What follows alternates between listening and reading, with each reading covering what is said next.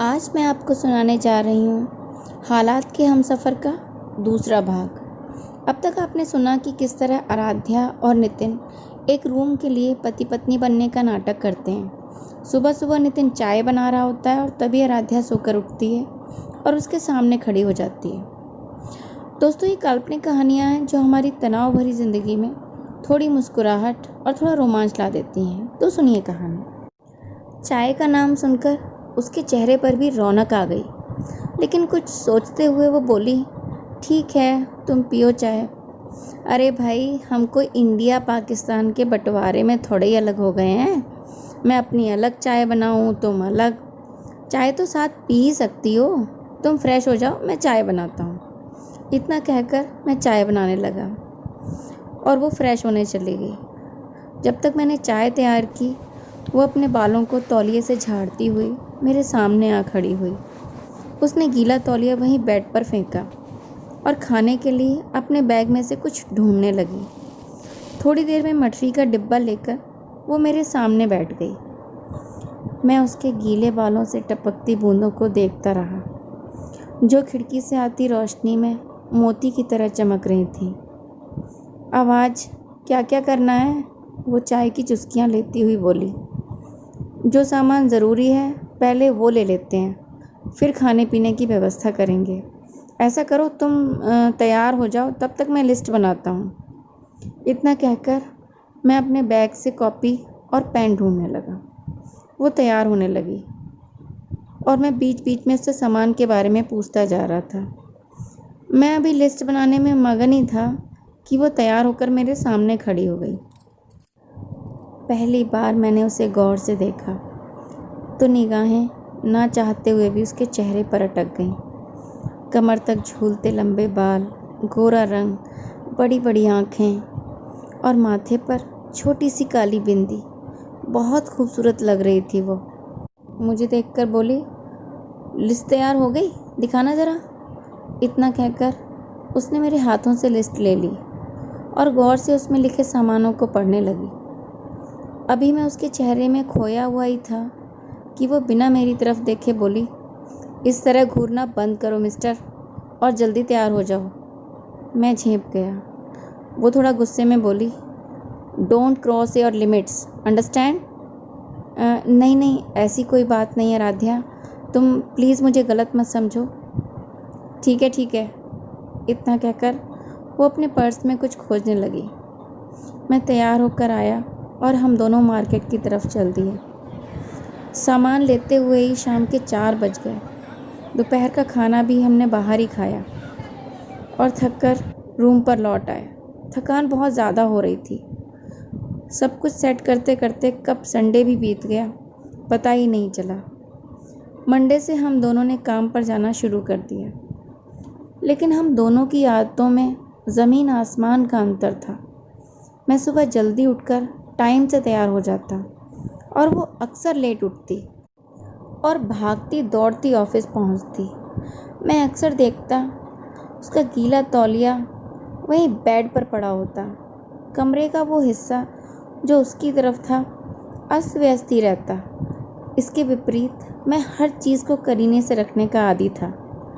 इन सब में ही एक हफ्ता कब बीत गया पता ही नहीं चला।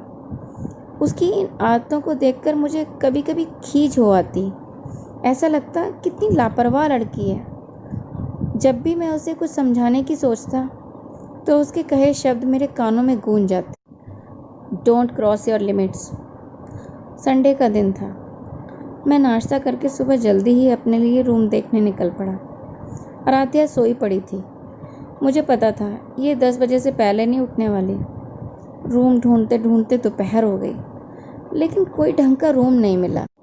2:30 बजे मेरे फ़ोन की घंटी बजी। आराध्या का फ़ोन था। वो बोली, कहाँ हो तुम? खाना नहीं खाना है? मैंने कहा, तुम खा लो, मैं थोड़ी देर तक आकर खा लूँगा। हम कोई भारत और पाकिस्तान के बंटवारे में अलग नहीं हुए हैं कि तुम अलग खाओ और मैं अलग। उसने मेरे कहे शब्दों का तीर मुझ पर छोड़ा। मेरे चेहरे पर मुस्कान आ गई और मैं रूम की तरफ चल पड़ा। रूम पर पहुंचा तो आराध्या दाल चावल बना चुकी थी।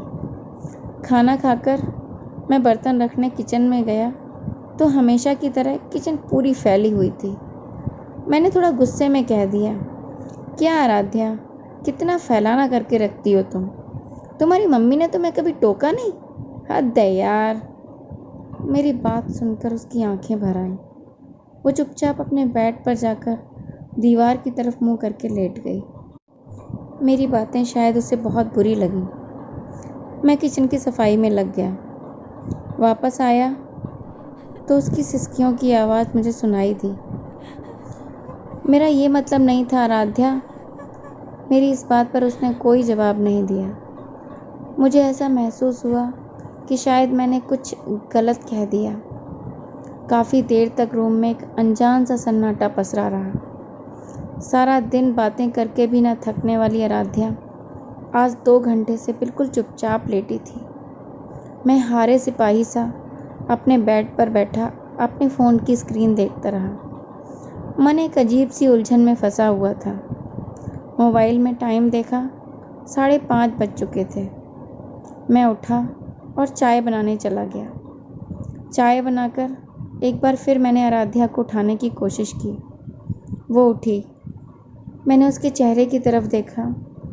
रोते रोते उसकी आंखें लाल हो चुकी थीं। मैंने कहा, चाय तैयार है।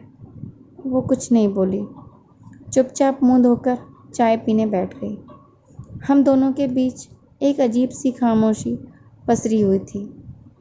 मैंने कुछ कहना चाहा, इससे पहले ही वो बोली, मैं अनाथ हूँ। मेरा कोई नहीं है। जिसने मुझे जन्म दिया था उसने मुझे पैदा होते ही कूड़े के ढेर में फेंक दिया।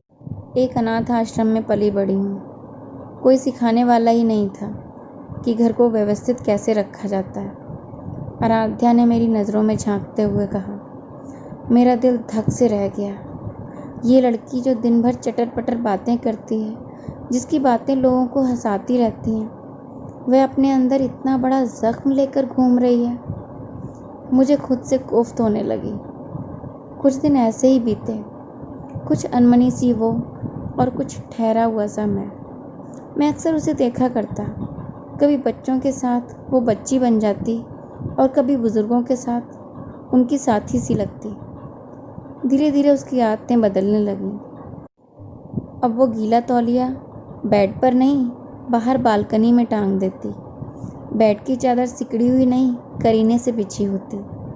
एक दिन हिम्मत करके मैंने पूछा, आराध्या, क्या अभी तक मुझसे नाराज़ हो? वो मुस्कुराई। नहीं नितिन, काश किसी ने मुझे पहले डांट कर समझाया होता तो। इतना कहकर वो रुक गई। मैं उसकी आंखों में देखता रहा। मैंने कहा, क्या इस पति पत्नी के नाटक को सच में बदलने में तुम मेरा साथ दोगी? वो मुस्कुरा दी।